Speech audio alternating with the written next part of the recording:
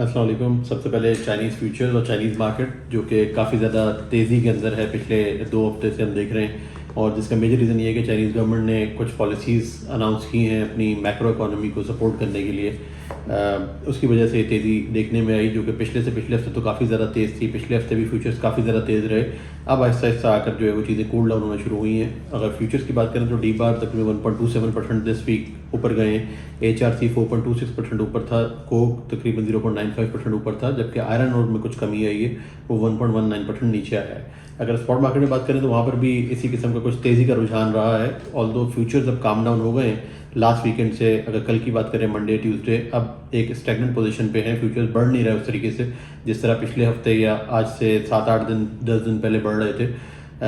But ये है कि HRC की प्राइसेस अभी भी स्टेबल हैं, कुछ बढ़ी हैं, वहाँ पे जाके स्टेबल हो गई हैं, कमी नहीं आई उसके अंदर। अब चाइनीज़ फ्यूचर्स को देखना होगा कि आगे फर्दर इंक्रीज़ होता है या डिक्रीज़ होता है, इसके अंदर जो सेंटिमेंट है वो बना रहता है या नहीं रहता। लोगों का कहना ये है कि शायद यहाँ से ऊपर कुछ अपसाइड जो है वो इतनी ज़्यादा नहीं होगी और चीज़ें अब वापस सेटल डाउन होना शुरू हो जाएंगी। HRC की प्राइसेस जो ऑफर हो रही हैं पाकिस्तान के अंदर, वो अराउंड $590 के आसपास लास्ट वीक में होती रही हैं, और कुछ आज इस हफ्ते की बात करें तो कुछ स्लो था जो एक्टिविटी थी, बायर साइड से भी और सेलर साइड से भी।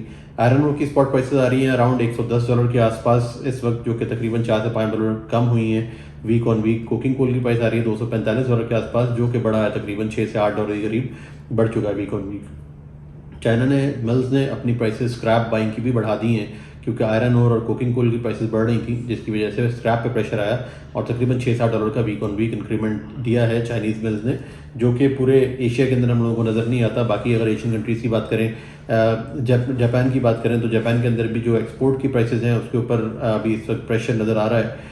ऐसा लग रहा है कि अभी एक्सपोर्ट्स की रिक्वायरमेंट नहीं है, यानी इंपोर्ट नहीं हो पा रहा जापान ओरिजिन से। जो उनकी डोमेस्टिक मिल्स हैं उन्होंने प्राइसेस थोड़ी सी बढ़ाई थी अपनी, तकरीबन $4 से $6 के करीब लास्ट वीक के अंदर बढ़ी हैं।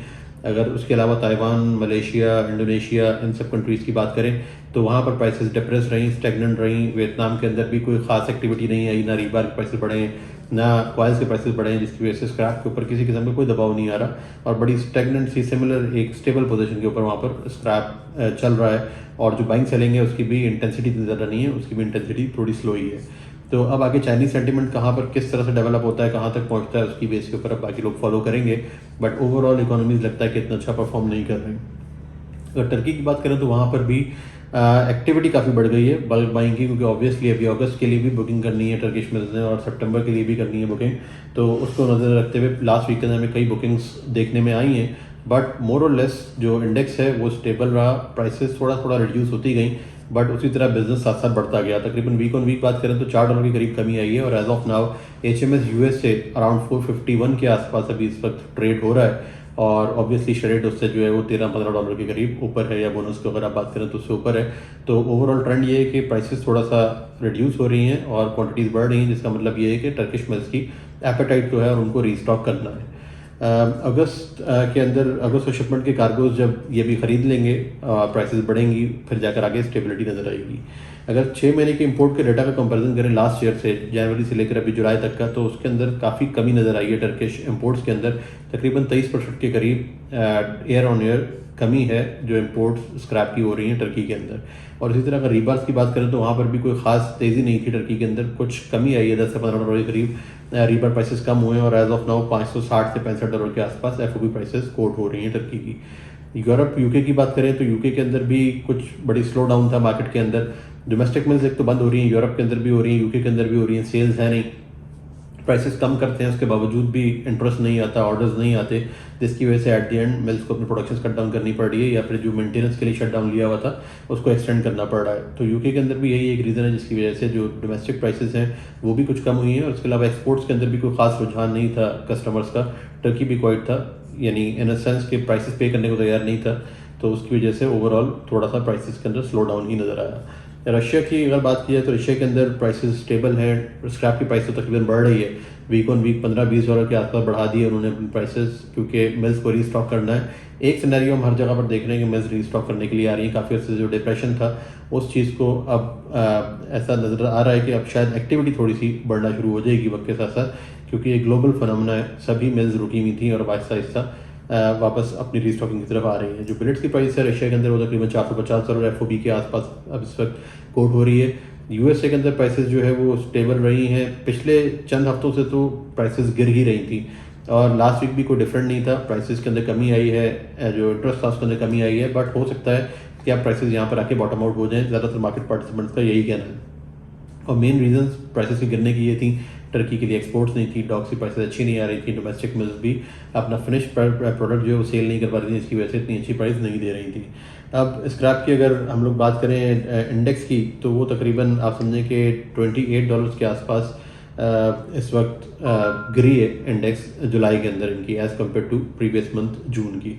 और अगर नेक्स्ट मंथ के लिए बात किया जाए, जो अगस्त शुरू हो रहा है अभी, उसके अंदर उम्मीद की जा रही है कि शायद प्राइसेस अब स्टेबल होने के बाद वापस रिबाउंड करेंगी। मिल्स को वापस रीस्टॉक करना होगा, मिल्स के पास इन्वेंट्रीज नहीं है, क्वांटिटीज़ पीछे से कम आ रही हैं, तकरीबन 30-40% के करीब जो है वो कट डाउन है। जो सप्लाई थी यार्ड्स को, रॉ फीड जो आ रही थी उसको कट डाउन हुआ है अभी इस वक्त। मौसम सही नहीं है डिफरेंट जगहों पे, तो उसकी वजह से अब एक्सपेक्ट किया जा रहा है कि शायद $15-20 पर ग्रॉस टन के आसपास इंक्रीमेंट देखने में आएगा अगस्त के अंदर, और मिल्स को प्राइस पे करनी पड़ेगी रीस्टॉक करने के लिए। फिर दोबारा से एक दफ़ा जो है वो इंटरेस्ट रेट भी बढ़ा दिया गया है। फेड ने इंटरेस्ट रेट का अनाउंस किया लास्ट वीक के अंदर, और फिर से 25 बेसिस पॉइंट के करीब जो है वो इंटरेस्ट रेट बढ़ा दिया है अभी। तो उसकी वजह से भी अब ये है कि वो इन्फ्लेशन को कब तक किस तरीके से कंट्रोल करेंगे और इकोनॉमीज़ कहाँ पर जाएंगी। हो सकता है कि अब गैप आए फर्दर, क्योंकि यूरोप के अंदर भी, यूएस के अंदर भी रिसेंट अभी इंटरेस्ट रेट हाइक्स हो चुके हैं और सिचुएशन भी काफ़ी हद तक कंट्रोल में नज़र आ रही है, इन्फ्लेशन भी कंट्रोल होती नज़र आ रही है अभी। तो होपफुली अब ज़्यादा इंटरेस्ट रेट हाइक्स हम नहीं देखेंगे अभी, जो कि इकोनॉमी को और मार्केट को सपोर्ट करेगा। अब बात करते हैं इंडिया, बांग्लादेश और पाकिस्तान की। इंडिया, बांग्लादेश, पाकिस्तान में मॉनसून के हवाले से एक ही किस्म की सिचुएशन है, बारिशें काफ़ी ज़्यादा, कुछ सैलाबी सिचुएशन भी है। अल्लाह का शुक्र है कि लास्ट ईयर की तरह ना इंडिया में ना पाकिस्तान के अंदर वो सिचुएशन अभी तक नज़र नहीं आई और ना नज़र आए, अल्लाह करे। तो उसकी वजह से हालात कुछ अंडर कंट्रोल हैं, बट ओवरऑल मानसून की वजह से जो सीजनल स्लो डाउन आता है वो हर रीजन के अंदर हमें नज़र आ रहा है, चाहे बांग्लादेश हो, इंडिया हो या पाकिस्तान हो। इसी वजह से पिछले हफ्ते 10 दिन जो है वो बाइंग इतनी तेज़ी से नहीं हुई थी, बट इंडिया के अंदर प्राइसेस अब थोड़ा सा लास्ट वीकेंड से बेहतर होना शुरू हुई हैं। कुछ जो उनकी सेमी फिनिश प्रोडक्ट्स हैं उनकी भी प्राइसेस बेहतर हुई हैं और फिनिश के अंदर भी थोड़ी सी बेहतरी आना शुरू हुई है। लास्ट वीक से कुछ जो प्राइसेस हैं इंडिया के अंदर वो इम्प्रूव होना शुरू हुए और जो प्राइसेस 405-7 के आसपास शेड की कोट हो रही थी वो तकरीबन अब 412-13 के करीब इंडिया के अंदर बाइंग होना शुरू हो गई और लास्ट वीक के अंदर काफ़ी सारे ऑर्डर्स जो है वो बुक हुए हैं इंडिया में। अब इंडिया का अगर हम स्पॉन्ज आयरन की बात करें तो उसकी भी प्राइसेस अभी थोड़ी सी बेहतरी की तरफ जाना शुरू हो गई हैं। इस हफ्ते ऐसा लगता है कि इंडिया से बाइंग फर्दर और ज़्यादा ज़ोरों के साथ आ रही है, जिसकी वजह से बाकी मार्केट को बड़ा अच्छा कंपटीशन मिल रहा है और इंडियन कस्टमर्स अच्छी प्राइसेस पे कर रहे हैं, जिसकी वजह से बाकी बांग्लादेश और पाकिस्तान को भी बेहतर प्राइसेस एट द एंड पे करने पड़ेंगे। अगर इंडियन एक्सपोर्ट्स की बात की जाए तो उसके अंदर खासी कमी नज़र आ रही है। पिछले से पिछले महीने भी कमी नज़र आई थी। इस पिछले महीने कंपैरिजन किया जाए उससे पिछले महीने से तो तकरीबन 28% के करीब उनकी इंपोर्ट्स कट डाउन हुई हैं मंथ ऑन मंथ, जिसका मतलब ये है कि अगर एक्सपोर्ट्स के ऑर्डर्स उस तरीके से नहीं आ रहे अब और बाहर डिमांड उस तरीके से नहीं है तो हो सकता है कि इंडियन मिल्स को भी अभी कट डाउन, अपनी जो प्रोडक्शन कट डाउन है उस पर जाना पड़ेगा, क्योंकि प्राइस कम करके तो इंटरेस्ट डेवलप नहीं हो रहा। तो होपफुली इंडिया को अब इन चीज़ों को कंट्रोल करना पड़ेगा। ऑलरेडी हम ये देख रहे हैं कि इंडियन कुछ मिल्स ने जो अपने शट डाउन लिए हुए थे उसको भी एक्सटेंड कर दिया है, अपने प्रोडक्शंस को थोड़ा सा जो है वो कंट्रोल करके रखेंगे, जिसकी वजह से प्राइसेस के अंदर सस्टेनेबिलिटी आएगी कुछ। बांग्लादेश के अंदर भी मानसून की वजह से सिचुएशन ख़राब है। जो फिनिश प्रोडक्ट्स है उसकी प्राइसेस भी कुछ थोड़ी घटी हैं लास्ट वीक के अंदर और सेंटिमेंट्स बड़े स्टैग्नेंट्स हैं। पाकिस्तान की बात की जाए तो यहाँ पर भी तकरीबन ऑफर्स जो आ रहे थे लास्ट वीक के अंदर वो 407 से लेकर 412 के लगभग आ रहे थे। कुछ काम भी हुए हैं 407-8 के ऊपर लास्ट वीक के अंदर और अब मार्केट जो मूव कर रही है वो 412-13-15 की तरफ मूव कर रही है और कस्टमर्स को यही प्राइस पे करना पड़ रहा है। मेन कंपटीशन पाकिस्तान इंडिया का नज़र आ रहा है, बाकी कंट्रीज़ के अंदर तो किसी किस्म की कोई ऐसी डिमांड नज़र नहीं आ रही इंक्लूडिंग टर्की। बट ये है कि इंडिया और पाकिस्तान की जो रीस्टॉकिंग है वो बड़ी सिमिलर है और एक ही टाइम के ऊपर हो रही है, जिसकी वजह से प्रेशर महसूस हो रहा है। सेलर्स अब विड्रॉ कर रहे हैं, होल्ड करना चाह रहे हैं और देखना चाह रहे हैं कि मार्केट्स किस तरफ जाएंगी। अगर टर्की थोड़ी सी प्राइस बढ़ाता है, जो कि अभी आसार नज़र नहीं आ रहा है, अगर टर्की ने भी इसके ऊपर से प्राइस बढ़ाना शुरू कर दिया तो हो सकता है कि मार्केट दोबारा से थोड़ी सी ऊपर जाना शुरू हो जाए। बट ज़्यादातर लोगों का कहना ये है कि शायद अपसाइड इसकी एक लिमिटेड होगी, बहुत ज़्यादा अपसाइड नहीं है और डाउन साइड भी उसी तरह ज़्यादा नहीं है। डाउन साइड तो अब लोगों का ये ख्याल है कि शायद बॉटम के करीब हम आ चुके हैं। तो जो लोग माल नहीं खरीद पा रहे थे अब वो रीस्टॉक करेंगे और अपनी इन्वेंट्रीज को वापस रिप्लेनिश करेंगे। रिबार्स की अगर बात करें पाकिस्तान के अंदर तो उसकी प्राइसेस के अंदर थोड़ा थोड़ा कदर इजाफा होना शुरू हुआ है, 3-4 हज़ार रुपये के आसपास इंक्रीमेंट होना शुरू हुआ है। जो प्रोड्यूसर्स हैं उन्होंने प्राइसेस ज़्यादा मांगने शुरू किए हैं और due to lesser inventories scrap ना होने की वजह से अब वो जो परेशानियां हैं वो नज़र आना शुरू हो गई हैं। लोकल डिमांड भी थोड़ी सी बेहतर है और इम्पोर्ट्स के लिए भी डिमांड बेहतर होती नज़र आ रही है। ऊपर से जो IMF की डील थी उसके बाद से सिचुएशन थोड़ी कदरे बेहतर है, LCs की पोजीशन भी बेहतर होती नज़र आ रही है, जिसकी वजह से एक नेचुरल जो बाइंग है वो साइकिल अभी रहेगा। सबसे बड़ी बात यह कि मानसून ख़त्म होने के बाद के लिए लोग बाइंग कर रहे हैं, चाहे वो इंडिया हो, पाकिस्तान हो, बांग्लादेश हो। पोस्ट मानसून लोगों अब सीज़न होगा और लोग काम करना चाहेंगे। सितंबर अक्टूबर जो है वो बड़े हिस्टोरिकली अच्छे मंथ्स होते हैं कंस्ट्रक्शन सेक्टर के लिए। आगे उनके विंटर शुरू हो रहा होता है तो सारा का सारा काम इसी के अंदर किया जाता है। तो होपफुली मार्केट हमें स्टेबल और इम्प्रूवमेंट की तरफ जाती नज़र आएगी और इंटरेस्ट रेट के अंदर भी पाकिस्तान के अंदर किसी किस्म का कोई नेक्स्ट चेंज नज़र नहीं आया।